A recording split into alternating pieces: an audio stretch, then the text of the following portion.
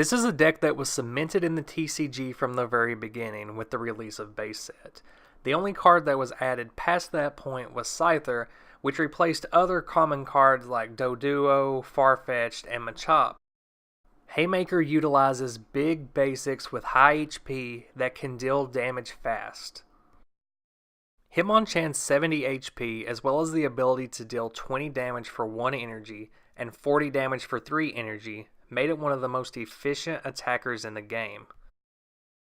Couple this with Electabuzz, who also had a solid 70 HP and could deal 10 damage for 1 energy with a chance to paralyze. This is also with type advantage over Blastoise and other water types that were very common at the time. A Thunder Punch combined with the paralyzing attack move makes Electabuzz arguably the best all-around Pokemon in the game. And of course Scyther, who was a staple of every deck upon release in Jungle, due to its free retreat cost and resistance to fighting types, making it a counter to Hitmonchan, while serving as a damage sponge and an easy way to get rid of special conditions when combined with Switch. So let's get into the basic build of this deck. Like always, this is just my build. Cards can always be moved around or teched in depending on the way you want to play and what you're playing against. So the star of this deck is, of course, Hitmonchan because of its efficient attacks. And so we will be running a full playset of 4.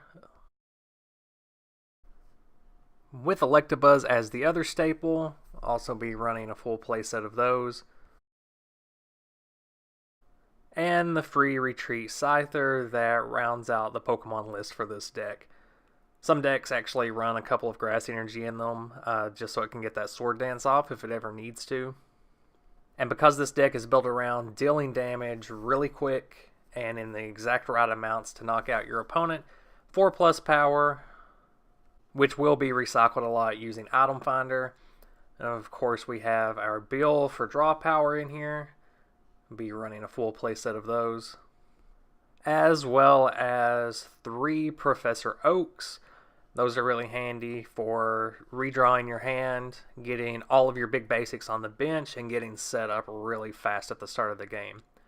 Gust of Wind helps pull stuff off of the bench and knock out. If you can't quite handle what's active at the moment, you can pull out a weaker Pokemon from the bench and take it out.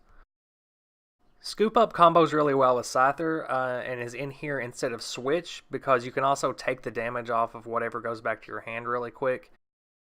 And because the attackers in this game only really need 1 energy to get off their attacks, it's not really a loss to have that come back to your hand too.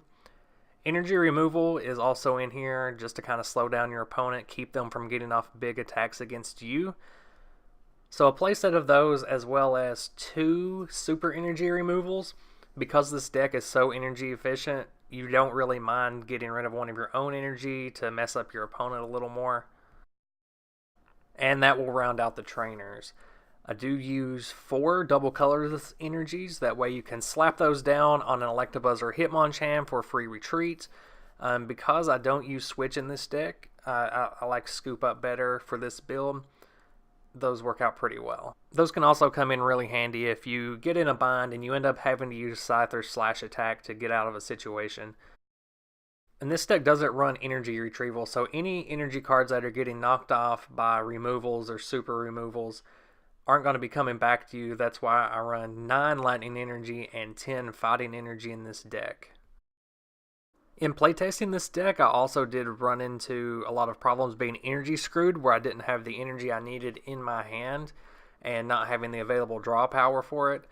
And because I'm only using 2 types of energy in the deck, it's not really worth it to try to fit in energy search. This is a very straightforward deck, both in build and in use. It's basically a set of tweaked core trainers with a playset of each of your 3 main Pokemon. You're just wanting to get those basics on your bench, get an energy on each of them, have them ready to go, and also use that draw power to get out as many plus powers as you can. Item find those plus powers back into your hand, and then you can just wreck shop for the rest of the game. You want to look at what your opponent's weaknesses and resistances are. That way you can swap out into whichever fits your needs best at the time for attacking. as well as using those Gust of Winds to get out Pokemon that you know you can knock out in one turn using your attacks and whatever plus powers you have in hand. For example, if your opponent has a Wigglytuff as their active and you don't have enough in hand to actually take it out, you can see that they have a Jigglypuff on the bench. If you have a Hitmonchan as your active, you can Gust of Wind out that Jigglypuff, throw down 2 plus powers, and take a prize card much easier than knocking out that Wigglytuff in 2 goes. This deck has a really good matchup against Wigglytuff decks because the Jiggly and the Wiggly are both weak to fighting, as well as the damage sponges that are used in that deck, Chansey and Lickitung mainly, also have a weakness to fighting. Haymaker also has a pretty good matchup against Rain Dance decks because of Electabuzz's type advantage against water types. Because of the paralysis, it can also stall out attacks that could possibly knock it out that have built up really far. And Blastoise is only going to be dealing 60 damage consistently without plus powers, and commonly used cards in that deck like Articuno are only going to be dealing about 50. So because all of the basics in this deck are at that 70 HP, they can last another turn afterwards and get more attacks off. Mirror matches against other Haymaker decks can turn into really long, really boring matches because Scyther resists Hitmonchan. It's got that free retreat so it can damage sponge. You can swap out a lot. You can end up with a bench full of Pokemon that just have 40 damage on them. Some versions of the deck even run Potion to avoid this kind of thing. The primary way to combat this is to build more of a potpourri type deck where you're taking in cards that give you an advantage over what you're facing. Adding in the Fossil Magmar gives you another solid 70 HP basic that has 2 really great attacks. The problem with this is you're going to need to add in 5 or 6 Fire Energy to your deck, along with other support cards to help you get those when you need them, like Energy Search.